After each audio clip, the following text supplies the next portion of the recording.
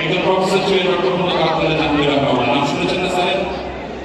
আব্দুল্লাহ জাহাঙ্গীর রহমাতুল্লাহ বলতেন শয়তানের সবচেয়ে বড় অস্ত্র, শয়তানের সবচেয়ে বড় হাতিয়ার হলো মানুষকে নিরাশ করে দেওয়া, মানুষকে আশাহত করে দেওয়া। নবী রাসূলের কাজ ছিল মানুষকে আশাবাদী করে তোলা। একজন ইমানদার তার জীবনে যে কোনো মুহূর্তে তওবা করবে, জীবন পরিবর্তন করার সিদ্ধান্ত করবে, দিবে, আল্লাহ তাকে মাফ করবেন। আমরা সিদ্ধান্ত নেব ইনশাআল্লাহ, সবাই তওবা করব ইনশাআল্লাহ। আল্লাহ আমাদের সবাইকে আপনি জাহান্নামমুখী যাত্রা পরিহার করে জান্নাতমুখী যাত্রায় আসার তৌফিক দান করুন। প্রিয় ভাইরা আমার, আপনার জন্য রূহ ব্যবচার করেছে, আল্লাহ শপথ করে বলছি, ওলামায়ে এখানে আছে, কোরআন ও হাদিসে একটি টেক্সট, একটি লাইন কেউ দেখাতে পারবে না যে আপনি এত বেশি অপরাধ করেছেন আপনার অপরাধ ক্ষমা হবে না, এমন একটি আয়াত ও হাদিসেও দেখাতে পারবে না।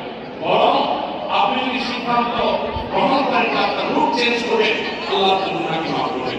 এরপর যদি কেউ আপনার রহমতের ছায়াতলে আসতে বিলম্ব করে, কেউ দেরি করে, কেউ যদি না আসে, তার চিন্তা হতভাগা, তার চিন্তা অবাধা দুর্ভাগা কেউ হতে পারে না।